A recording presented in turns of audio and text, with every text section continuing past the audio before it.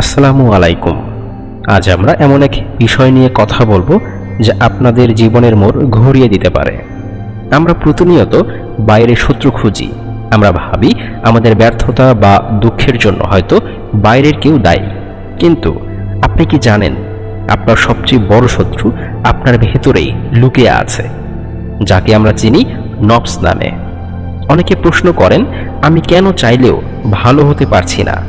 কেন আমি জানি যে এই কাজটি খারাপ, তবুও বারবার সেই কাজটিই করি? কেন নামাজে দাঁড়ালে মন দুনিয়ার হাজারো ভাবনায় ডুবে থাকে?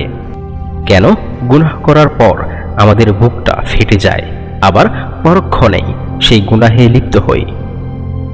এইসব প্রশ্নের উত্তর লুকিয়ে আছে নফসের গভীর রহস্যে।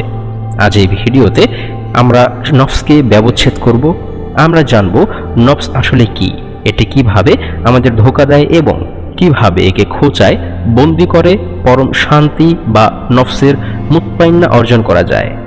এটি কেবল একটি ভিডিও নয়, এটি আপনার নিজের সাথে নিজের মোলাকাত।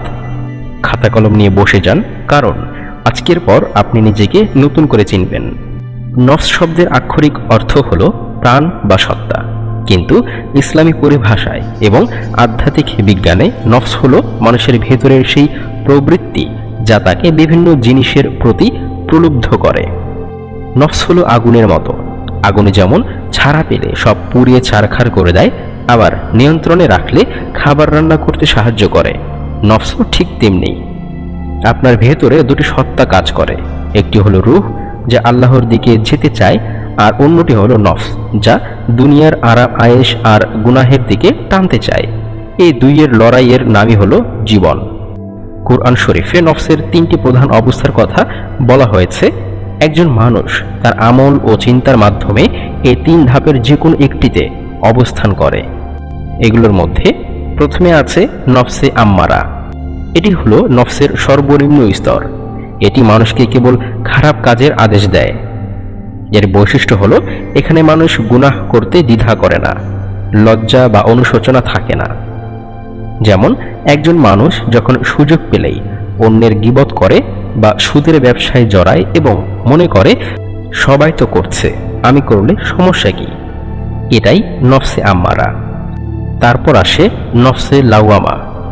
এটি হলো সেই আত্মা যা নিজেকে তিরস্কার করে।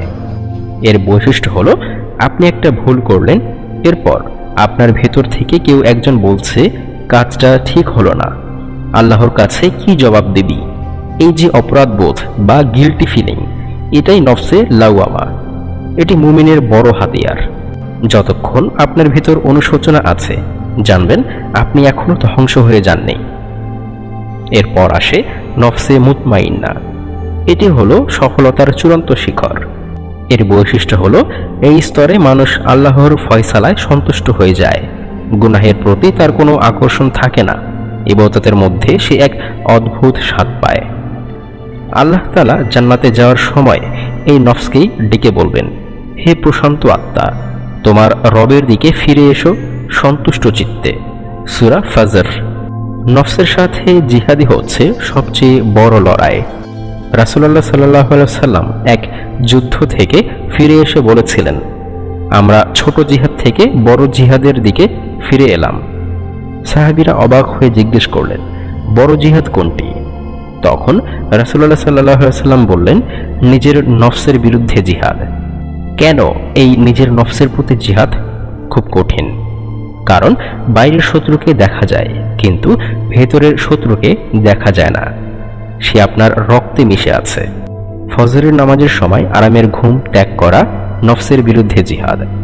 রাগের মাথায় কাউকে গালি না দিয়ে চুপ থাকা নফসের বিরুদ্ধে জিহাদ। স্মার্টফোনে হারাম কিছু সামনে আসার পর স্ক্রল করে চলে যাওয়া নফসের বিরুদ্ধে জিহাদ। নফস খুব চতুর।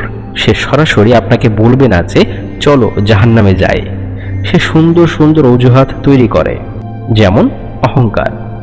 আপনি যখন মনে করেন আপনি অন্যের চেয়ে ভালো, তখনই নফস আপনাকে ধরে ফেলেছে। ইবলিস এই অহংকারের কারণেই ধ্বংস হয়েছিল। এরপর আসে রিয়া।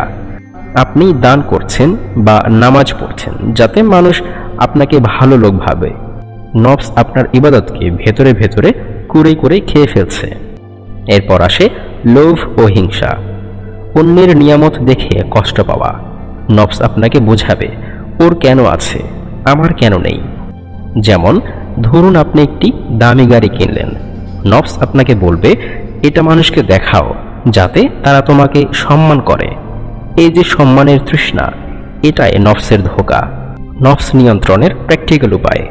ভিডিওর এই অংশে আমরা শিখব কিভাবে এই অবাধ্য ঘোড়া বা নফসকে লাগাম পরাতে হয়। এর প্রথমেই আসে মুহাসাবা। প্রতিদিন রাতে ঘুমানোর আগে 10 মিনিট চোখ বন্ধ করে ভাবুন, আজ সারা দিনে আমি কয়টি ভালো কাজ করেছি আর কয়টি ভুল। নিজের ভুলগুলো লিখে ফেলুন। এরপর আসে জিকির ও দোয়া। আল্লাহকে স্মরণ করা নফসের জন্য বিষের মতো। লা ইলাহা ইল্লাল্লাহ এই কালিমার জিকির নফসকে দুর্বল করে দেয়। ভালো পরিবেশ। আপনি যদি এমন বন্ধুদের সাথে থাকেন যারা সারাদিন দুনিয়া নিয়ে মেতে থাকে, তবে আপনার নফস শক্তিশালী হবে। নেককার মানুষের সান্নিধ্যে থাকুন। ইচ্ছের বিরুদ্ধে চলা। নফস যদি বলে এখন একটা মুভি দেখি, আপনি তখন নফসকে কষ্ট দিতে 2 রাকাত নফল নামাজ পড়ুন। নফস যখন দেখবে সে আপনাকে গুনাহে নিতে চাইলে আপনি উল্টো ইবাদতে দাঁড়ান, তখন সে আপনাকে প্রলুব্ধ করা কমিয়ে দেবে। ইমাম গাজ্জালি রহমতুল্লাহ আলাই নফসকে তুলনা করেছেন একটি অবাধ্য কুকুরের সাথে। তিনি বলেছেন নফসকে আধ্যাত্মিক সাধনার মাধ্যমে পবিত্র করতে হয়, যাকে বলা হয় তাজকিয়াতুন নফস। তিনি শিখিয়েছেন পেট ভরে খাওয়া এবং অধিক ঘুমানো নফসকে শক্তিশালী করে। তাই নফস দমনের জন্য মাঝে মধ্যে রোজা রাখা ও অল্প আহার করা অত্যন্ত জরুরি। সুপ্রিয় দর্শক, আজ আমরা নফসের গভীর সমুদ্রে ডুব দিয়েছিলাম। এই দীর্ঘ আলোচনায় আমরা যা শিখলাম তার সার কথা হলো, নফস আমাদের গোলাম হতে চায় না, সে আমাদের মালিক হতে চায়। কিন্তু একজন মুমিনের মালিক কেবল আল্লাহ। মনে রাখবেন, নফসের সাথে এই লড়াই মৃত্যু পর্যন্ত চলবে। আপনি হয়তো আজ জয়ী হবেন, কাল আবার হেরে যাবেন, কিন্তু হাল ছাড়বেন না। নফস যদি আপনাকে 100 বার গুনাহের দিকে টানে, আপনি 100 বার তওবা করে আল্লাহর দিকে ফিরে আসুন। নফসে মুতমাইন্না বা প্রশান্ত আত্মা একদিনে তৈরি হয় না, এটি বছরের পর বছর সাধনার ফল। আজকের এই ভিডিওটি যদি আপনার মনে সামান্যতম পরিবর্তনের ঢেউ জাগিয়ে থাকে, তবে সেটি আমার সার্থকতা। আপনার কোন অভ্যাসটি নফসের কারণে ছাড়তে পারছেন না, তা কমেন্ট শেয়ার করতে পারেন। আমরা একে অপরের জন্য দোয়া করব। পরবর্তী ভিডিওতে আবার দেখা হবে। ততক্ষণ পর্যন্ত নিজের নফসের পাহারাদার হন, তার গোলাম নয়। আল্লাহ আমাদের সবাইকে নফসে মুতমাইন্না নসিব করুন। আমিন।